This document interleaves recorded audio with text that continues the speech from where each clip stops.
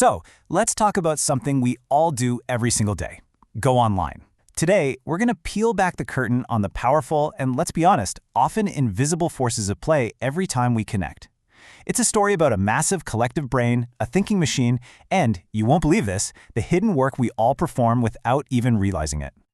Okay, let's just dive right in with a question that kind of gets to the heart of everything. When you post a photo, click a link, share a meme, who are you really working for? I mean, every little action feels personal, right? It feels like it's just you. But what if it's all part of something much, much bigger? And what if that bigger thing has its own agenda?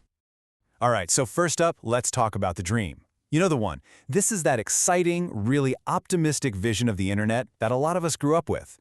It's the idea that if we just connect everyone, we would unlock some brand new kind of human potential.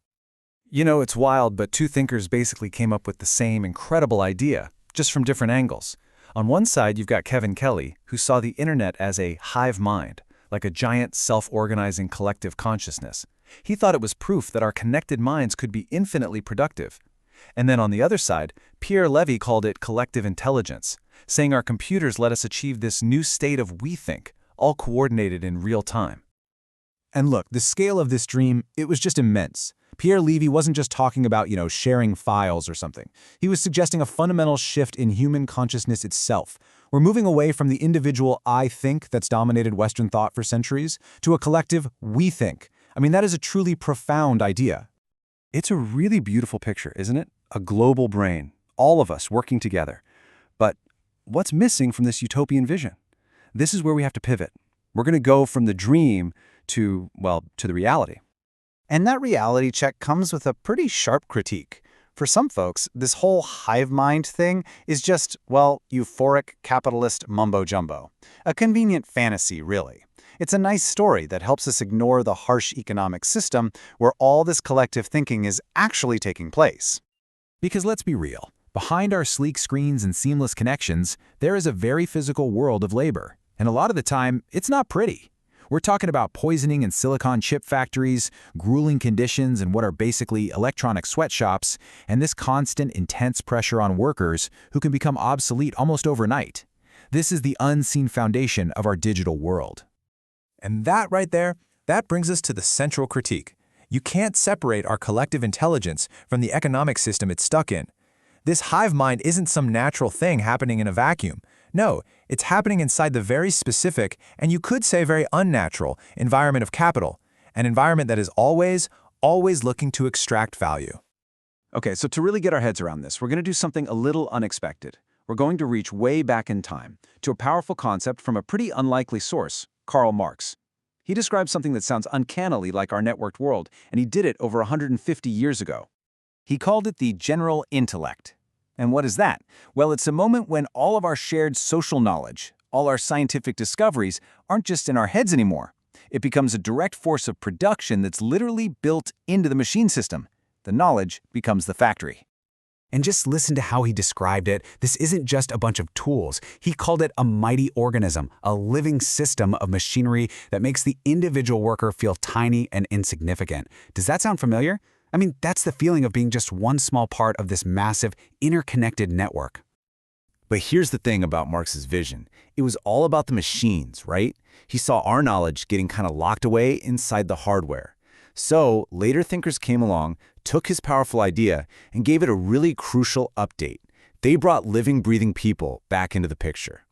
And you can see that update so clearly right here. For Marx, the general intellect was fixed capital, the machines. Simple. But for a group of thinkers called the Italian autonomists, that was only half the story. They argued that the general intellect is really an articulation of both the machines and living labor. It needs us. The system literally can't exist without the actions of real, living people. And that brings us to this really cool idea of mass intellectuality. Now, this is the part of the general intellect that you just can't turn into code. You can't automate it. It's our uniquely human ability to cooperate, to communicate, to interact socially. It's the living, breathing knowledge of all of us together that makes the whole system tick. Okay, I know what you're thinking. What does all this heavy theory have to do with me posting a photo or commenting on a video? Well, let's connect these big ideas directly to our daily lives online, and let's totally redefine what we even mean by the word work.